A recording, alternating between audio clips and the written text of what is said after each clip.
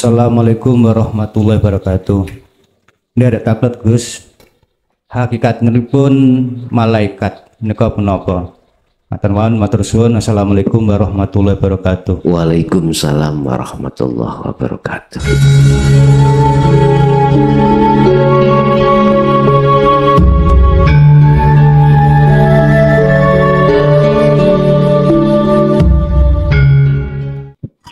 Assalamualaikum warahmatullahi wabarakatuh. Nun sewu Gus menika mukadimah nderek ingkang dateng kajeng kemawon terusipun kula langsung menika dalam unek-unek dalam batin kula niku nyuwun pirsa nggih menika masalah siksa kubur Gus. Kan kadang-kadang sedaya kathah masalah cerita siksa kubur.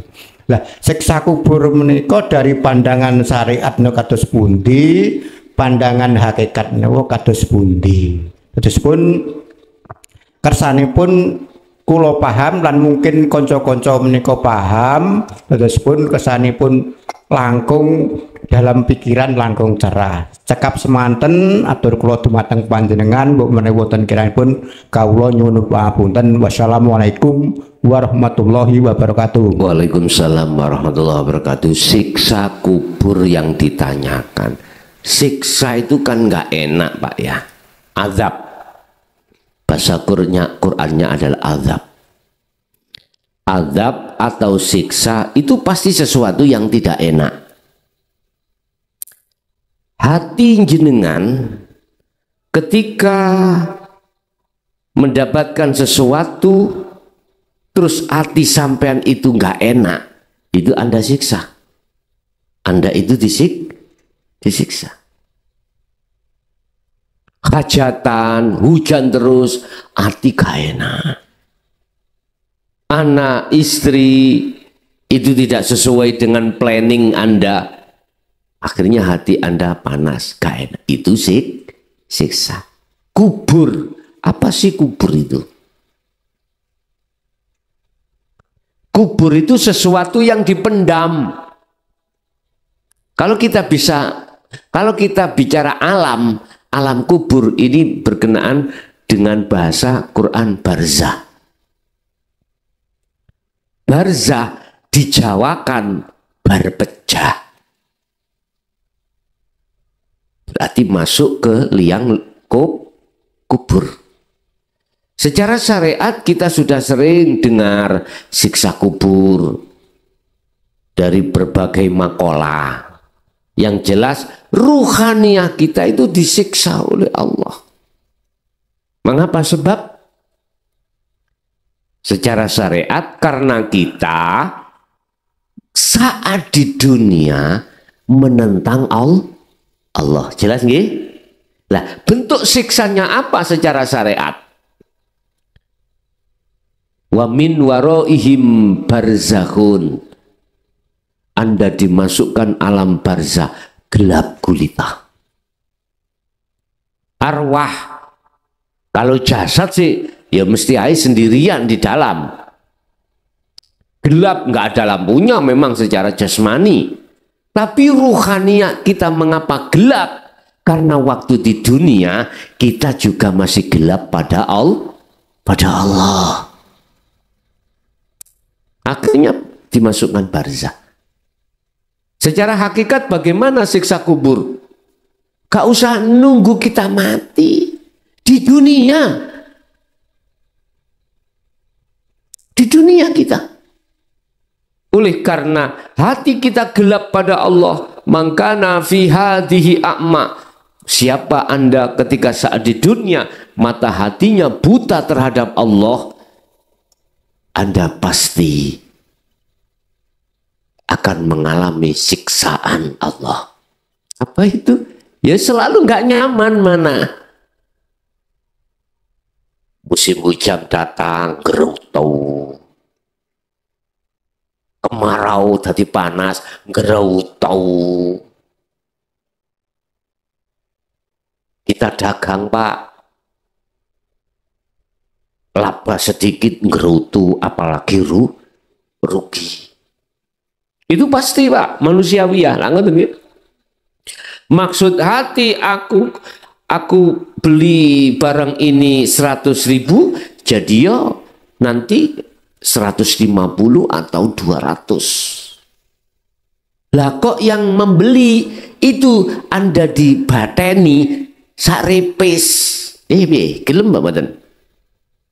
Pasti jenengan ngomong, mending tak batangno. Lah gitu toh. Saya biarkan gitu. Apalagi nanti kita itu jatuh kolab, dagangan habis, uang gak megang, bank tiap bulan awe-awe, sumpek yang jenengan, ketidakketenangan ruhaniah kita itu berarti siksa kubur hakikate. Lagi bagaimana kita bisanya keluar Bapak Ibu dari siksa itu? Mudah. Kalau Anda mau mengikuti teladan Rasulullah, pasti akan bisa keluar. Apa itu? Ruhaniah kita betulin, Pak. Bukan hanya betulin jasmaniah, tetapi juga ruhani dengan cara apapun silahkan. Ada Pak, orangnya agama bukan Islam, ada ini. Dia pun bukan orang kaya, juga bukan pejabat. Katakanlah iki sobiin, orang sobiin. Yo nggak pernah sholat secara wong Islam nih gile. Wong agamanya itu gak jelas. Ning KTP ning kelurahan di kelurahan Islam. Tapi ora tahu salat. Kumpulan tahlilan yo tidak. Tapi nek RT-an ikut. Karena ketika RT-an itu dia itu arisan gak ada kegiatan agama. Kalau diundang tahlil juga nggak berani datang, anaknya disuruh. Kaya tidak, terpandang juga tidak, pas-pasan. Tapi nyaman hati ini. Nyaman hatinya. Nggak ada rasa khawatir. Apalagi takut. Baik takut terhadap orang atau enggak belas. Kapanpun dia siap. Terus dia kok nyaman hatinya. Istrinya diambil orang, yo gak ngamuk-ngamuk. Iya, malah begini dipanggil si lakinya. Didudukkan, istriku mau kau ikut itu? Kalau mau silakan. Ada orang laki seperti ini. Pasti kita mengatakan itu suami sampel. Gitu Pak ya? Saya bercerita karena fakta di lapangan ada. Terus bagaimana indallah di mata Allah orang yang seperti ini? Saya kalau menjawab dari sisi hakikat terus sampai terima syariat, tukaran Pak. Betul tukaran.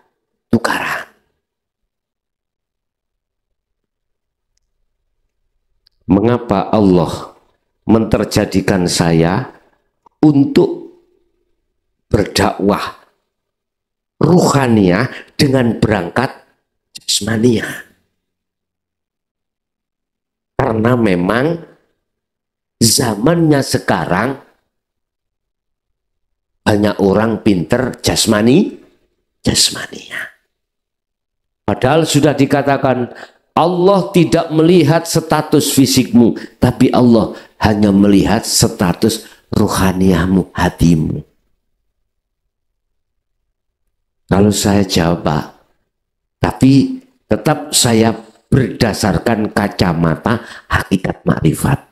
Orang ini lebih baik di mata Allah daripada saya tekun dohire tapi hati saya bediteten. Tahu bediteten? Hasud, ria, takabur, iri dan lain sebagainya. Lebih baik dia di mata Allah, di mata Allah. Nek di mata manusia, ya api aku lu penggone ngaji ya ta? Nyekel pondok, sholat gak tahu, ditinggal ke, apalagi poso, haji ben tahun Pak, sugih pisan, kepala desa kok, gitu ya.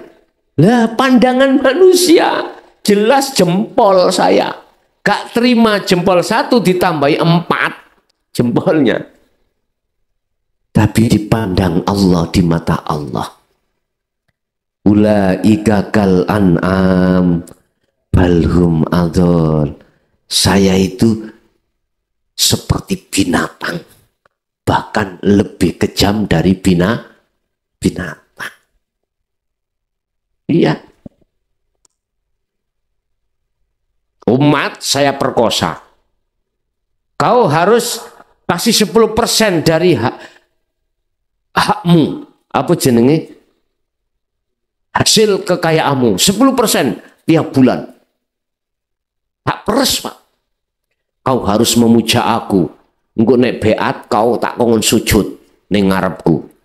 Bayuh Fir'aun nih. Subhanallah. Saya hadir di sini di tengah-tengah umat meluruskan apa yang pernah disampaikan Rasulullah. Urusan Anda percaya gak percaya tutu urus aku, bukan urusan saya. Amanah yang diberikan pada saya, walaupun berat kami rasa, tetap kami sampaikan sebab ana nadhirum mubin. Saya hanya menyampaikan saja. La ikraha fiddin. Tidak ada paksaan bagi Anda untuk menerima atau menolak, itu hak asasi. Jadi kembali kepada siksa kubur, Anda tidak akan terjadi barzah manakala di dunia barzah Anda sudah tiada. Siksa kubur Anda tidak akan terjadi setelah kematian manakala ketika saat di dunia siksa kuburmu di dunia secara hakikat barzah itu sudah kau hilangkan. Barzahun itu adalah sebuah dinding, Pak. Dinding yang amat tebal, rohaniah tidak bisa keluar. Apa itu? Asyahwatud dunyawiyah. Rohaniah kita di barzah ambek kesenangan dunia, akhirnya tidak bisa wa inna ilaihi rajiun. Jelas Pak ya, secara hakikat. Secara syariat sampai nek nomponi dengan akal ilmu syariat nggak akan pernah bisa terima. Tapi kalau dengan iman sampean pasti Anda akan bisa terima. Nggak akan protes. Ada lagi, monggo. Assalamualaikum warahmatullahi wabarakatuh. Apunten Gus, balik malih datang masalah alam barzah. Bisa dikatakan alam barzah itu alam pemisah antara alam dunia dan alam akhirat. Yang termasuk malah yang masuk di alam barzah itu termasuk orang-orang yang ahli hijab. Orang yang sudah masuk alam barzah itu rohnya tidak bisa keluar. Tapi di kalangan masyarakat umum Gus itu punya pandangan bahwasanya dikala itu orang mungkin istilahnya yang sudah meninggal karena kecelakaan, itu mungkin dikatakan rohnya itu bisa gentayangan kemana-mana. Lah itu termasuk makhluk yang seperti itu, termasuk makhluk yang bagaimana Gus? Itu yang pertama. Terus yang kedua, Allah itu menciptakan itu 3 ciptaan, jin, malaikat, dan manusia. Jin itu diciptakan dari api, malaikat diciptakan dari nur, dan manusia diciptakan dari tanah. Lah itu menurut pandangan hakikat penjelasan antarane apa istilahnya dari api, nur dan tanah itu yang dimaksud itu yang bagaimana Gus? Terima kasih. Assalamualaikum warahmatullahi wabarakatuh. Waalaikumsalam warahmatullahi wabarakatuh. Alladzina hum yuwaswisu fi sudurin nas minal jinnati wan nas. Berangkat dari pertanyaan arwah yang gentayangan itu siapa? Katanya dimasukkan barzah. Lah kok gentayangan? Ingatlah, nafsu itu akan membisikkan hatimu, sudurin nas, dada manusia. Berarti maksudnya hati. Nah, nafsu membisikkan di dalam dadamu itu sifatnya nafsu dari unsur nyatane nafsu minal jin. Kemudian kedua minan nas, manusia. Yang intinya iman ruhaniyahmu itu biar selain Allah. Selain Allah. Sebelumnya saya tidak mengurangi rasa hormat di dalam pelajaran-pelajaran yang mengokohkan iman selain Allah. Tidak. Itu karena proses kita memang nggak salah. Pernah toh kita didoktrin manusia disuruh iman makhluk iki yang ngelakoni lah gitu toh. Ingat, dikembalikan pada surat An-Nas itu tadi, itulah bentuknya nafsu membisikkan lewat sesama manusia. Sopo sing ngaji ku yakin lo muklason. Itu lo, iya muklason. Akhirnya metu iman, lo kena bisikan Anda. Nggak bisa menerombol ke dalam sampai ke hidup Allah, nggak bisa, karena mengingkari dari sirul asror. Nggak bisa, Pak. Kita ketika suluk kadang-kadang kan diparani mursyid kita, ya toh. Kita yakin itu mursyid kita, gitu toh. Pret, tak kandani gue. Mursyid jenengan lo tidur, lalapo gentayangan tutuk kono. Sampai diridu minal jin. Anda berhubung memegang sirul asrar, pasti imannya hanya pada Allah. Yang menjadi pertanyaan, siapa yang gentayangan? Jin. Secara halus disebut jin, secara kasar disebut manusia. Berarti nafsu atau iblis itu ada yang halus, ada yang kasar. Iblis yang kasar, ya kita itu manusia. Ayo. Mengapa dikatakan kita adalah ulaika kal an'am bal hum adhal? Kita lo lebih nemen ingkari nang Allah. Laksana gitu loh Pak ya. Laksana seperti sifat kita itu sifat keiblis-iblisan. Sudah jelas tidak boleh di situ hasud, muncul hasud. Sudah jelas dilarang di situ takabur, takabur. Eta, apa enggak seperti iblis? Bukan fisiknya Pak ya, tapi sifat karakter kita seperti iblis. Ana khalaqtani, kulo panjenengan dadekno, kata iblis, minatin dari minanar dari api, sedangkan wa khalaqtahu, dan panjenengan dadekno Adam minatin, dari api endi? Saya lebih bagus, mengapa aku harus sujud?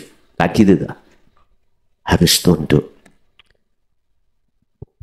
Aku luwih alim, aku luwih tua. Lah mengapa saya ikuti uyuhku? Tahu uyuhku? Anak lagi naik daun kok. Takabur. Aku iki wong sugih. Lah apa aku ngikuti wong melarat ya? Subhanallah. Legere kita manusia, tapi sifat kita adalah iblis. Orang yang kecelakaan kadang-kadang memang Pak terjadi, kita lewat situ terus ada arwah yang gentayangan gitu. Sebetulnya itu adalah jin, bahasa dohiriyah. Bahasa hakikiahnya iblis, nafsu yang membisikkan lewat jin mau. Supaya Anda ini beriman terhadapnya. Apalagi dia berjubah Pak. Ambune wangi ya. Iblis yang itu gak pinter. Jaluk apa? Anu mbah hutang kula kathah, ana togel elek-elekan. Dan atau jalan lain Pak, pokoknya wis nganu to. Nyoh, ini saya bawahi telur, kamu makan sak keluarga. Lho ngene ndelalah, tiba-tiba wong dasari wong jualan menjadi omsetnya lawaris dan lain sebagainya. Akhirnya apa? Sampai dituntut ben wulan harus ke sana. Cara wong Jawa suguh. Tahu suguh ya? Sesajen. Tambah imanmu tambah kuat. Kepleseti tambah jeru. Jadi saya tegaskan itu adalah minal jin. Dari jin. Untuk mengubah iman kita supaya tidak terhadap Allah. Udah. Yang kedua, terkait masalah penciptaan Allah. Manusia Allah ciptakan dari tanah, malaikat dari cahaya, iblis, jin dari api. Hakikatnya itu di mana itu? Sudut pandang hakikat itu di mana? Bapak Ibu, tanah iku gandengi banyu. Tanah gandengi banyu. Api gandengi angin. Nur. Ini enggak dijelaskan. Udah. Api mesti gandengnya angin. Tidak ada angin, ya enggak ada api. Yang kami maksud angin adalah oksigen. Nggak percaya? Sampean nyalakan lilin, kemudian tutuplah dengan gelas. Mati enggak api itu? Mati. Dulu ada iman yang salah kaprah Pak. Orang masuk sumur, nggih? Ya, masuk sumur. Entah ngorai, entah apa itu membersihkan. Terus di situ dia itu semaput ya. Ada iman yang mengatakan di situ ada demite. Kadang-kadang gitu loh. Dengarkan, di situ nggak ada oksigen. Akhirnya mati. Kalau nggak percaya, orang dulu itu Pak sebelum membersihkan namanya sumur yang lama sudah tidak dipakai, itu dikasih belarak. Tahu belarak ya? Belarak dibakar, atau omplung, ya, oncor ya, diturunkan. Kalau mati berarti amonia, oksigen tidak ada. Anda turun pasti megap-megap. Ada yang menolong, jatuh pisan, demi akeh. Ada yang seperti itu bilang. Akhir disuguh dikasih apa kasih oleh gitu ya. Iman yang kurang ajar itu. Ya. Udah. Kembali pertanyaan. Api itu air. Api itu angin. Sifatnya api adalah panas. Jadi jangan heran kalau semua apapun yang orientasinya itu dari nafsu jadinya panas. Oke, kita melarat nggak punya apa-apa, sumpek panas ya, udah biasa. Kita ngomong sugih aja, kita ngomong kaya,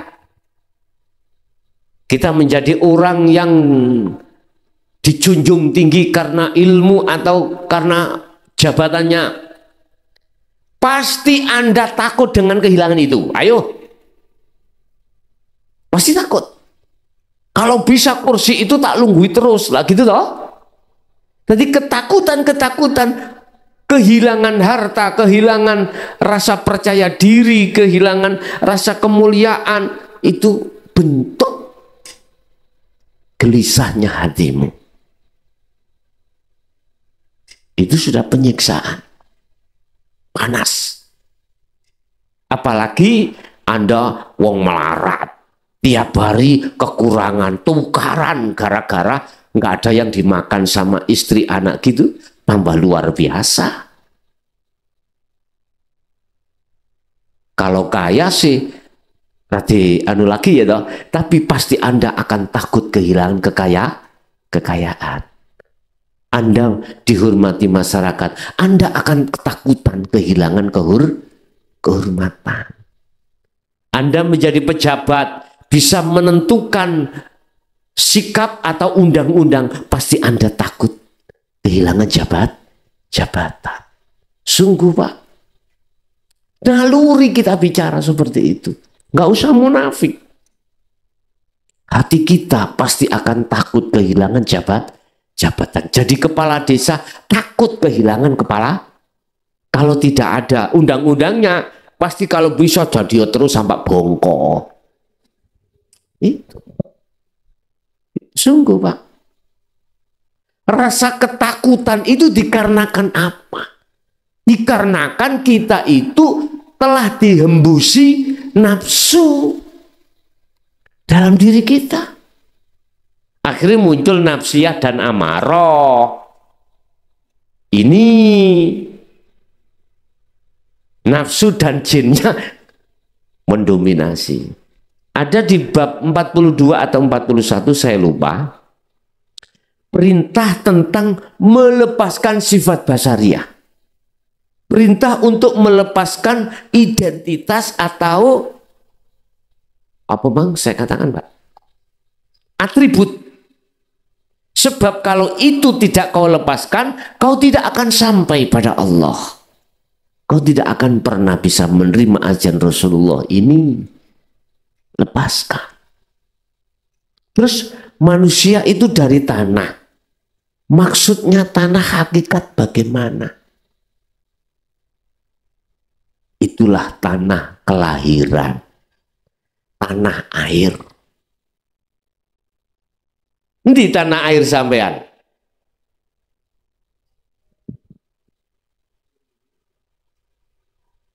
Iki bahasa kinayah Indonesia kinayah iki tapi. Tanah kelahiran sampean kabeh itu adalah al-jannah. Ruhaniyah iku domisilinya ada di surga Pak, tidak di dunia enggak. Yang berdomisili di dunia ini ya kadal, ulo, asu iku. Lah kita manusia ruhaniyah domisilinya adalah surga aslinya. Ayo tak buka syariat. Nabi Adam, Allah menciptakan ning di waktu itu surga toh? Surga. Terus Allah ngasih undang-undang terhadap Adam. Adam, kau ingin selamanya di surga? Injih. Semua apa yang kau minta itu sudah disiapkan Allah tanpa Anda itu soro-soro. Siap. Selama kamu tidak makan buah huldi. Siap. Adam siap. Wala taqrabah hadhihi syajarah. Adam, jangan kau dekati pohon itu. Allah memberikan perterjemahan yang namanya buah itu adalah pohon. Karena apa? Buah itu nempleknya di pohon. Bahasa Allah, mendekati aja nggak boleh, apalagi makan. Anda akan mendapatkan, ya kudu mendekati dulu. Adam lalai dengan janji Allah, perjanjian dengan Allah, lalai. Sebab apa? Sebab kena bisikane iblis. Anda lalai. Kita lalai itu. Kalau ruhaniyah itu tidak boleh mendekati syahwat dunia. Lalai, mengapa lalai? Karena kena bisikan iblis, nafsu. Nah, nafsu iku minal jinnati wanas. Sing bahaya iku wanase lho, Pak. Lho nggih. Nyata memang wanas iki. Merubah mindset keimanan kita pada Allah, dirubah terhadap selain Allah. Siapa sih ngaji kae? Wah, gak ngaji wis ngaji panganan opo iku? Kelason. Wis iman akhirnya benci dan lain sebagainya. Oke Pak, dari sistem Allah, kalau dilihat dari skenario Allah, nggak salah kita mendekati kesenangan dunia. Lah, melihat skenario Allah, nggak salah Nabi Adam dilalaikan nafsu, akhirnya mendekat dan makan buah nggak salah dari skenario Allah. Karena itu ada asbabun nuzul. Apa asbabun nuzuli? Wa idh qala lil malaikati inni ja'ilun fil ardi khalifah. Dawuh ini sebelum Adam ada, Pak. Malaikat, aku mau menjadikan makhluk di muka bumi ini yang saya sebut sebagai manusia untuk menjadi khalifah. Penasehat malaikat pada waktu itu ada yang mengatakan, ulama, jenenge Banul Jan. Ada yang mengatakan Azazil, terserah jenenge sopo, aku gak butuh. Wis pokoke yo malaikat, penasehati malaikat itu. Dia merasa alim, merasa lebih pintar, bilang sama Allah, gak setuju. Nanti apa tidak menjadikan pertempuran darah? Ini salah satu malaikat mengatakan seperti itu. Belum disebut iblis. Kami para malaikat tiap saat dan waktu mensucikan terhadap panjenengan Gusti, bersujud bertahmid. Gusti Allah dilawan. Mengapa salah satu malaikat kok berani mengatakan hal itu? Karena merasa lebih alim, lebih ngerti. Nah nanti kalau Adam makhluk di situ, terus ya opo aku? Gampangane cara wong ono sing nyaingi. Ngoten lho, wong khalifah gitu, pemimpin. Aku punya pondok di rumah. Santriku ribuan, Pak. Jenengan suatu saat mendirikan pondok juga, pelayanan lebih baik sampean. Mondoke kok gratis, sembarang kurikulum luweh maju, merotoli santriku, Pak. Pindah kok sampean, kira-kira hatiku gak jengat ta? Gak sakit ta? Sakit ta? Hasutlah.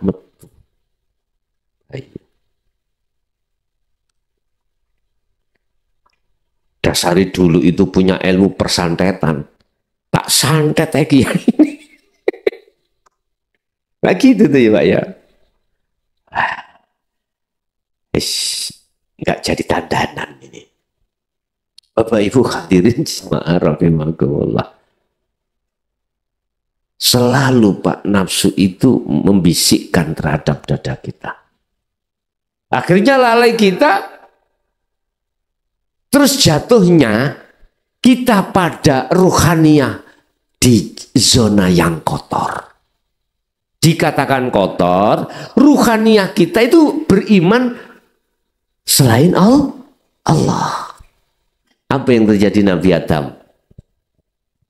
Anaknya bunuh-membunuh, gitu? Permusuhan, saum. Allah rawuh, Adam, kamu ingin kembali lagi ke negeri asalmu? Injih Gusti, sumpek aku ngerasa nombok ni arek-arek. Kulo paringi, kulo kasih belanja 1 bulan 5 juta, si ingin 10 juta, sumpek kulo. Terus ini ibu-ibu yang ngono dirawi Allah, jenengan pirun bangsula, injih sumpek ndelok paeku, kak jangkep setahun rabi pindho. Wis nglawan. Piye Nabi Adam, inggih Gusti. Tapi ono syarate Dam, kau harus menerima sesuatu.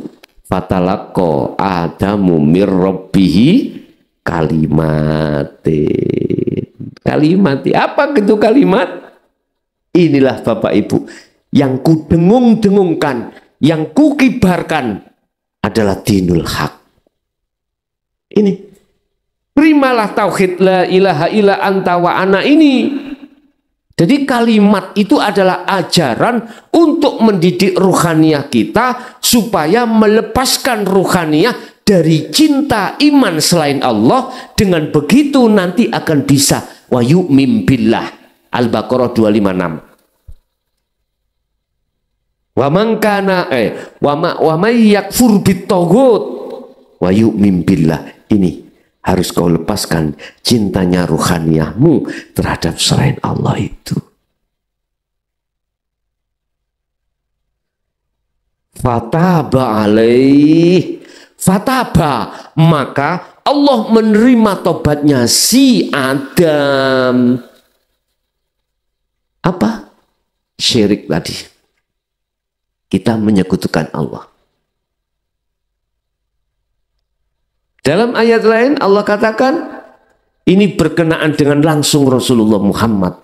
Ya, Ali Imran 31 dikatakan, bila mana kau sudah merajut imanmu, cintamu terhadap Allah karena mengikuti aku, kata Rasul, yuhibbukumullah, cintamu akan diterima Allah. Artinya kau dijadikan kekasihnya. Terus bagaimana kesalahan ruhaniyah saya menyekutukan terhadap Allah ini? Iman hatiku terhadap selain Allah juga. Wa yaghfir lakum dzunub. Yuhibbukumullah wa yaghfir lakum dzunubakum. Diampuni. Tobat hakikati yang disebut Rasul taubatan nasuhan adalah meninggalkannya ruhaniyah dari hubungan cinta kasih penyembahan terhadap kesenangan dunia. Ini tobatan nasuhan. Kalau kita bicara tobatan nasuhan secara jasmani telea, ya saiki kok gelem wis tobat mo. Ya, wis istighfar beribu-ribu kali. Suatu saat ono kesempatan toleh-toleh ibu ika penganan, ada kesempatan, fasilitas ada, berangkat. Ini namanya tobat lombok. Mari pedes koyok-koyok omoh seperti tidak mau. Kalau sudah nggak pedes makan mencari pedesan. Ini tobat lombok. Kapok lombok. Ada yang tobat tomat itu ya. budal tobat mulai kumat. Allah yang karim. Bapak Ibu hadirin jamaah rahimahullah, lah manusia secara hakikiah itu mengapa dikatakan Allah menciptakan dari tanah kelahiran. Kelahiranmu nanti mesti ini surga, akhirat, bukan dunia. Bahasa tanah diambil dari zahiriyah. Lahir kelahiranmu itu di akhirat. Makanya mengapa sampai dituntut wa inna ilaihi rajiun, dari Allah kembali ke Allah, dari surga kembali ke surga. Itu yang sudah tahu jalannya ke surga. Kalau nggak tahu, sebab apa dia nggak tahu? Buta. Orang lain pada sibuk dirinya sendiri, nggak mungkin akan bisa menolong pada orang lain. Dia sendiri kebanyakan tidak bisa menolong dirinya sendiri. Apa mungkin dia akan dikatakan bisa menolong orang lain sementara tidak bisa menolong dirinya sendiri? Nggak mungkin, dulur. Secara logika saya katakan, kita buta. Apa mungkin bisa menuntun orang buta? Nggak mungkin. Pasti keprosok yang menuntun dan yang dituntun. Yang bisa menuntun itu adalah orang yang tidak buta, baru bisa menuntun. Syaratnya yang buta dituntun nganut, ya tahu? Yang buta gak nganut, apa yang terjadi? Innalladzina kafaru sawa'un 'alaihim anzartahum am lam tundirhum la yu'minun. Itu syarat. Dikandani, gak dikandani, dituntun, gak dituntun, tetap gak percaya. Sebab apa? Khatamallahu ala qulubihim. Tertutup hatinya. Kita buta. Yang kumaksud buta terhadap Allah, dulur, bukan buta terhadap sesama makhluk, gitu loh. Jadi kembalilah kau pada tanah kelahiranmu, yaitu rahmat surga Allah. Syaratnya harus bisa, harus mau menerima ajaran ini. Sebab kita itu asali fitrah, terus kena bisikan iblis, jadi kotor, ruhaniyah. Lah sekarang Allah mengatakan itu bentuk innalillahi.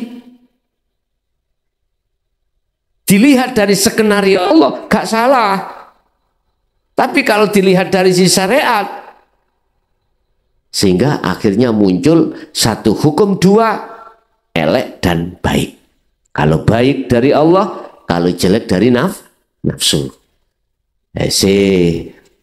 Ojo dikatakan pangeran loro. Kalau kita masih ada di proses ini. Sekarang kalau sudah masuk pada wa inna ilaihi rajiun wa da'u ila rabbik, kembali pada Allah, beda lagi. Kita harus melepaskan semua perkara-perkara selain Allah di dalam diri kita. Makanya di dalam tauhid nafi isbat fungsinya ada di situ. Tahalli menuju tajali fungsinya di situ. Melepaskan sandal untuk bisa masuk ke masjid itu fungsinya. Lepaskan cintamu selain Allah, kemudian baru bisa bertemu Allah. Jadi apabila di dunia belum bisa kau laksanakan, maka setelah mati jangan harap rohaninya bisa kembali kepada Allah. Makanya munculnya barzah, alam di mana pembatas antara dunia dan akhirat. Iki wong Jawa ngarani alam gentayangan. Nang dunia ya gak iso, ning akhirat ya juga tidak bisa. Dikatakan gentayangan, akhirnya keimanane itu roh dadi pocongan, dadi akhirnya ya sejarah mongko. Padahal tak katakan kalau sudah dimasukkan barzah gak iso metu, udah. Lah terus yang ngono njopo gentayang ini apa? Yaiku mau jin yang mengubah imanmu terhadap selain Allah. Luwe bahaya maneh, bukan jine, manusianya. bisikan nafsu lewat manusia iku luwih bahaya Pak. Omane sing bisi iku wong sing sawoke. Nganu to aku pingin utangmu selesai, nganu to nyok tak utangi. Jelas sampean nggih lah ngoten nggih. Begitu juga yang lainnya. Oke. Ada lagi kami silakan monggo.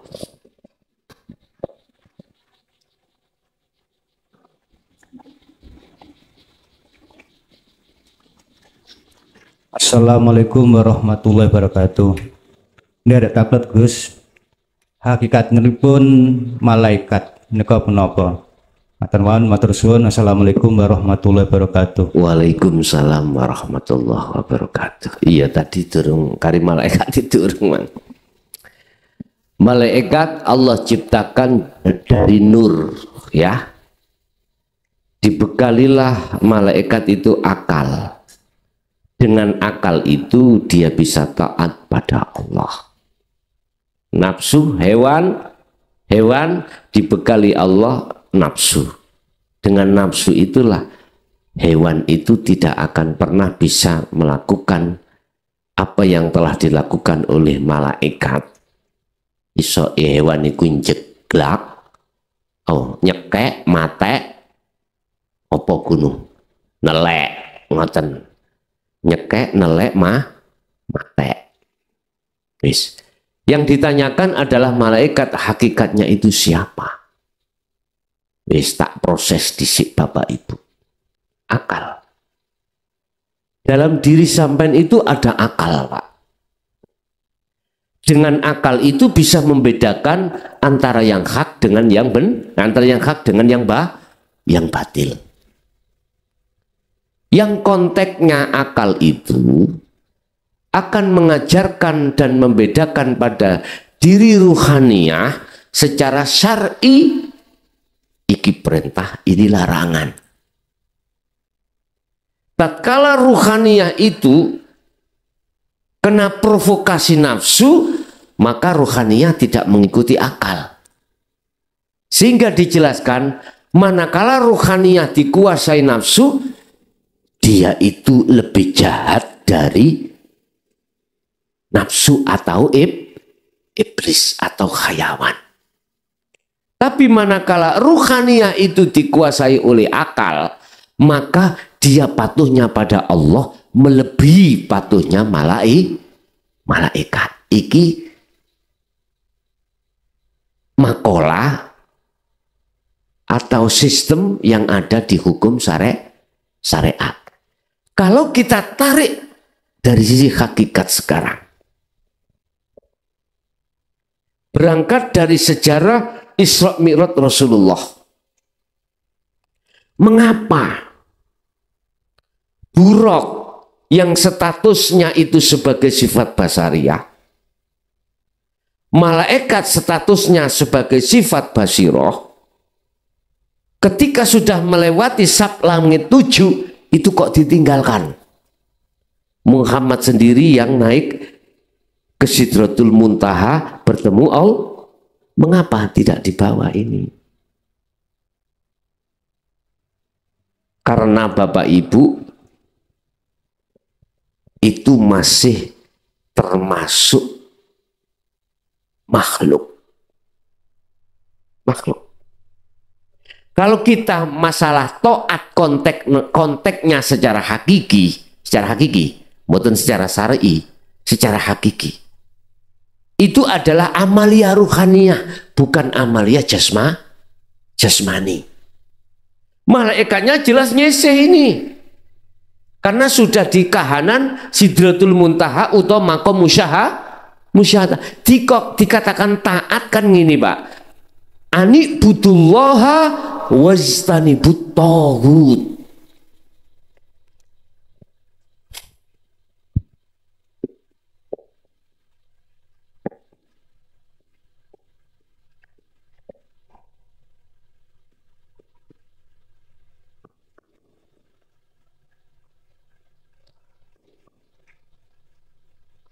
Wajtanibut taghut. Ani butullaha, arahkanlah hatimu pada Allah, wastanibu, jauhi hatimu atau huta ing piro-piro selain Allah. Itu kan taat. Artinya makrifat. Nah, yang disebut makrifat itu Allah melihat Allah, bukan makhluk roh bisa melihat Allah. Melihat Allah. Berarti malaikat itu kemana? Enggak ada toh. Itu taat secara hakikat. Jadi malaikat mang taat secara syariat jasmani. Akhirnya kita sesuai dengan hablum minan nas, meninggalkan jasad ini larangan, menjalankan perintah. Ini yo penting. Cuman ada yang lebih penting maneh lagi, ruhaniyah kita. Ketaatan secara hakikat pada Allah itu yang bagaimana? Ingat, tatkala kau taat secara jasmani, sedangkan ruhaniyah Anda belum ada ketaatan pada Allah yang sebenarnya, tak jamin sholat Anda mesti belakrak. Hafidu ala sholawah wassolatil wusta. Kemarin saya sampaikan, wajib kita menjaga sholat 5 waktu.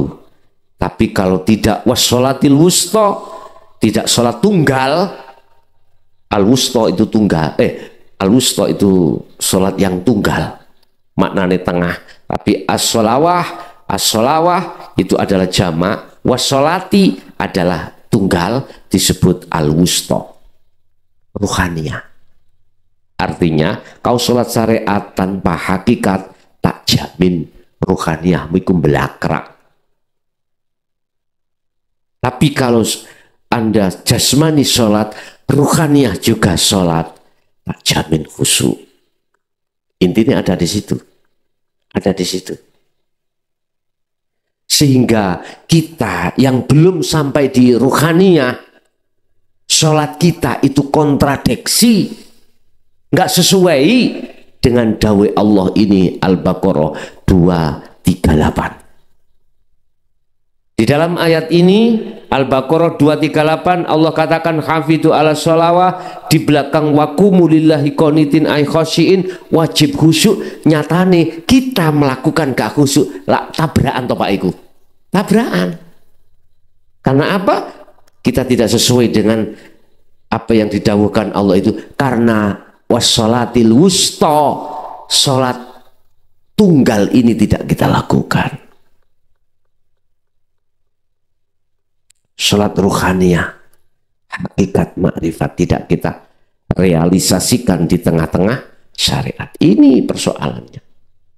Makanya didatangkanlah Muhammad untuk membahas tentang ini, supaya umat itu gak asal-asalan sholat, asal kewajiban, asal oleh ganjaran, asal oleh surga. Tidak.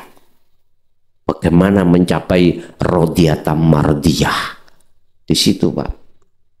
Ingat, Anda akan mendapatkan lembu apabila Anda narik tamparnya. Sampai kan narik tampar, lembu ini katut betul? Katut. Tapi ini Anda ngerangkul lembunya, tampare gak ono, dikipat-kipat no sampean. Anda memegang ruhaniyah, jasmaniyah akan dapat sendiri. Anda membawa akhirat, dunia katut sendiri. Tapi iblis nafsu membuat tidak itu. Justru wa yastahibbunal hayatad dunya alal akhirah. Justru diwalik ambek iblis. Akhirnya akhirate ngaplu, dunyane oleh, akhirate ngaplu. Tahu ngaplu Pak? Saya ngaplu itu apa? Zong. Dunianya bagus, tapi akhiratnya zong.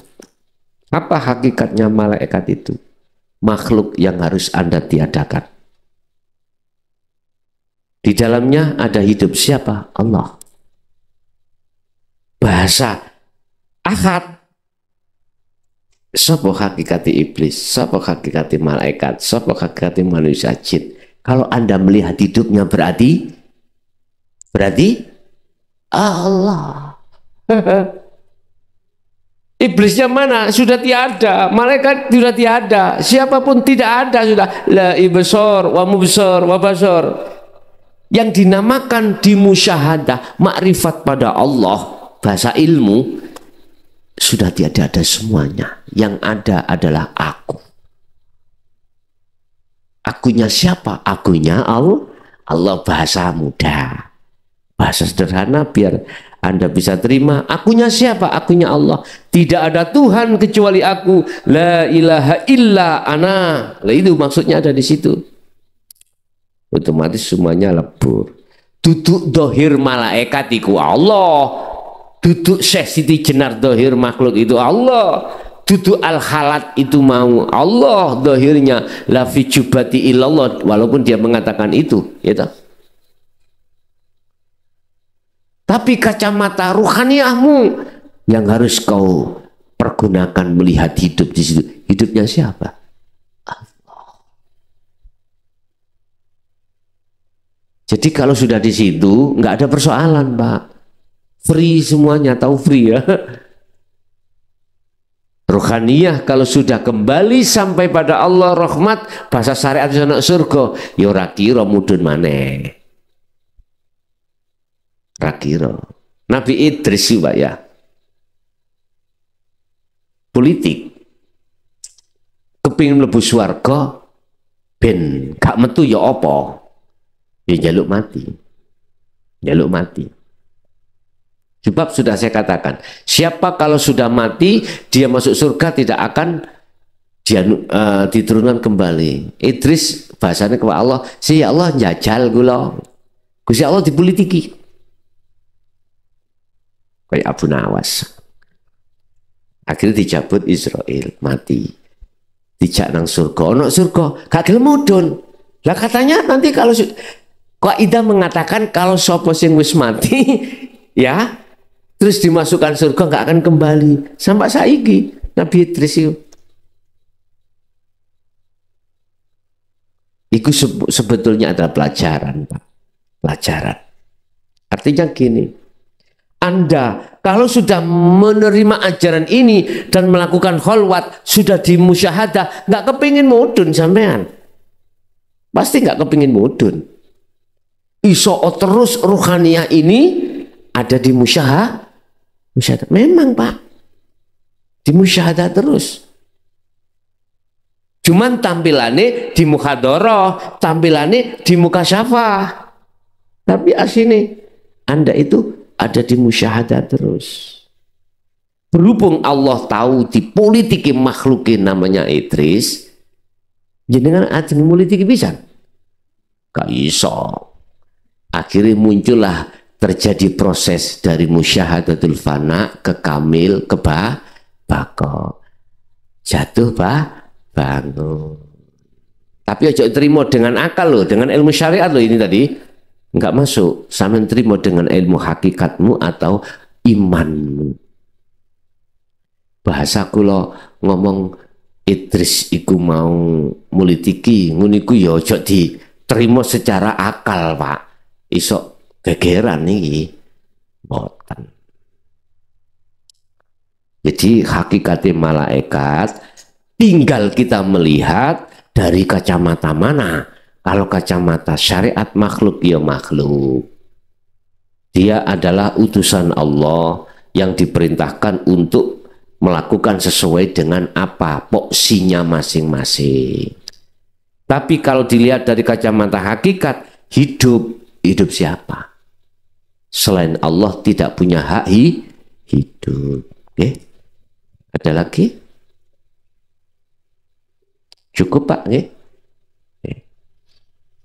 Ibu enggak ada, Bu? Betul. Bapak Ibu hadirin jamaah rahimakumullah, itulah yang bisa kami sampaikan terkait taklim muta'alim, bahas masalah doa.